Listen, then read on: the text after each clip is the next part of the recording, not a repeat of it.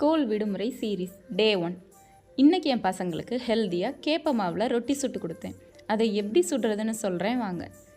ஒரு பேனில் ஆயில் விட்டு சீரகம், கறி லீவ்ஸ், பச்சை மிளகாய் சேர்க்கணும். என்கிட்ட பச்சை மிளகாய் இல்லாததுனால நான் காஞ்ச மிளகாய் சேர்த்துருக்கேன். அதோட சின்ன சின்னதாக கட் பண்ண வெங்காயம் 1 கப் சேர்த்துக்கோங்க. ஒரு கை நிறைய முருங்கைக்கீரை அதிகமாக சேர்த்தா ரொம்ப ருசியாக இருக்கும்.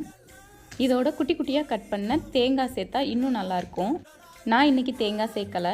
அதோட உப்பு மட்டும் சேர்த்து வதக்கி வேறு ஒரு பவுலுக்கு ட்ரான்ஸ்ஃபர் பண்ணிக்கோங்க. அதே பவுல்லையே 2 கப் கேப்ப மாவு, தேவையான அளவு உப்பு, தேவையான அளவு தண்ணி சேர்த்து சாஃப்டாக பிசைஞ்சுக்கோங்க.